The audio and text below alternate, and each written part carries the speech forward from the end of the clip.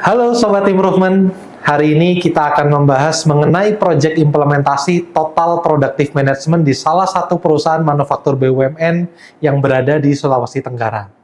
Apa saja latar belakang, tantangan, dan solusi yang PKM berikan? Mari kita simak videonya.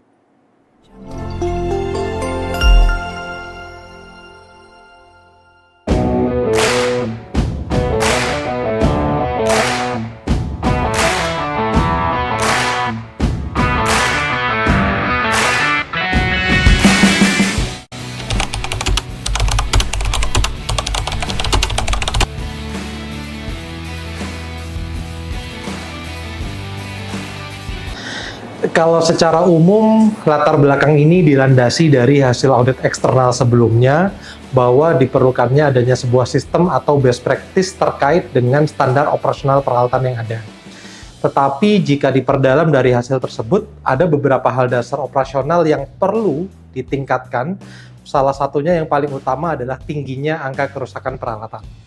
Hal ini terlihat dari rasio kerusakan jauh lebih tinggi daripada perawatan. Tentunya bukan hanya perawatan yang dilakukan oleh bagian teknik atau perawatan itu sendiri, termasuk juga perawatan yang juga idealnya dilakukan oleh pengguna peralatan atau dalam hal ini operator produksi.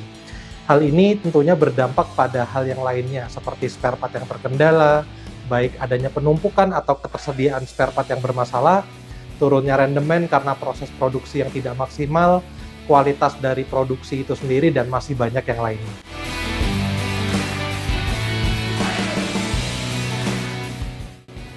Kendala pertama tentunya dari kondisi lapangan. Bukan hanya luasan area yang harus kita cover dalam implementasi ini, namun juga beberapa kondisi dasar yang berkaitan dengan keamanan kerja atau keamanan lingkungan industri dengan tingkat resiko keselamatan yang tinggi. Kalau terkait dengan keengganan berubah, pasti akan terjadi di banyak proyek implementasi apapun, karena pasti akan banyak zona nyaman yang terganggu, dan dalam hal ini juga potensi perubahan terhadap proses kerja, bahkan KPI yang selama ini dilaporkan. Selain itu, kendala yang tidak ditemukan di banyak klien lain adalah perusahaan ini merupakan perusahaan BUMN, yang tentunya ada beberapa hal yang berkaitan dengan birokrasi atau hierarki yang tidak bisa kita samakan dengan industri swasta.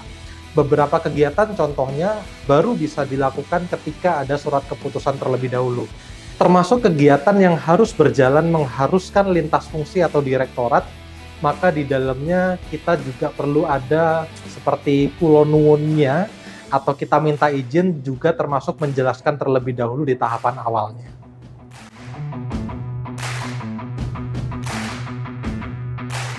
Solusi yang ditawarkan pada dasarnya tidak ada yang khusus, namun PKM selalu membawa nilai kolaborasi, bukan proyek mencari siapa yang salah. Dalam hal ini, mayoritas aktivitas yang kita berikan ke mereka selalu dimulai dengan kenapa sih aktivitas ini harus berjalan, dan tentunya mindset bahwa organisasilah yang menjadi objek utama dan menjadi ladang kehidupan dan penghidupan yang terus harus ditanamkan kepada seluruh anggota organisasi. Secara teknis, kita menyajikan ukuran yang juga bisa dijadikan patokan bersama, salah satunya adalah OEE. Bukan ukuran yang silo atau spesifik melekat kepada satu departemen saja. Selain itu, dalam proyek ini PKM merumuskan struktur organisasi kerja bersama atau kita sebut dengan komite yang disepakati dan di-sharingkan ke hampir sebagian besar anggota organisasi dalam rangkaian acara kick-off. Pelaporan atau report juga tidak kalah penting. Dalam proyek ini, PKM membuat 4 bentuk report. Yang pertama adalah report harian, mingguan, bulanan, dan report di akhir proyek. Tujuannya untuk bisa mengetahui satu sama lain apa yang sedang berjalan dengan baik dan apa yang tidak berjalan dengan baik, serta juga kita bisa melaporkan apa yang sekiranya perlu disupport oleh para komite yang lainnya, dan tentunya untuk merumuskan apa rencana berikutnya. PKM juga memberikan after sale service. Artinya setelah proyek berakhir, tim PKM masih berkomunikasi secara intens dengan tim di sana terkait dengan implementasi TPM yang ada. Selain itu, PKM juga melakukan visit offline untuk bisa memastikan langsung kondisi di sana dan berkomunikasi langsung dengan para manajemen.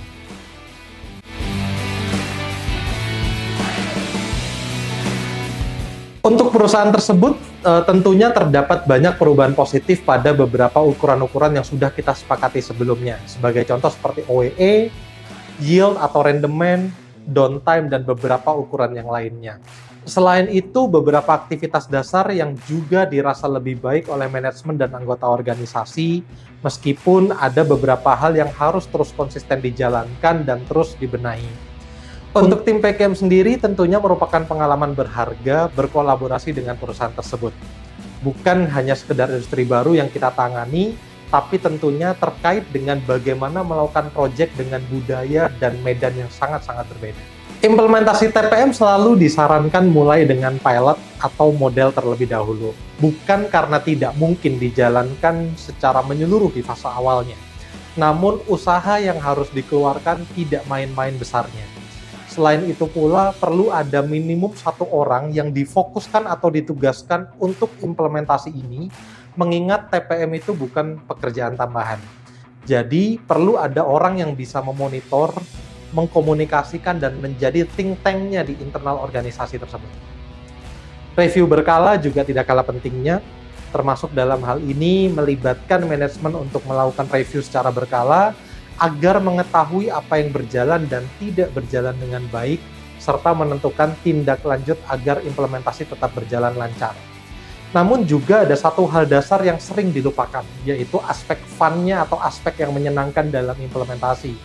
Dalam implementasi TPM tidak dituntut setiap hari dijalankan dalam kondisi yang sangat-sangat serius. Karena apa? Potensi kejenuhan dari anggota tim sangat-sangat tinggi. Perlu sekali untuk melakukan refreshment activity atau adanya gimmick-gimmick atau reward-reward yang bisa diberikan dalam perguliran implementasi. Baik Sobat Improvement, demikianlah sharing mengenai implementasi TPM di salah satu perusahaan manufaktur BUMN.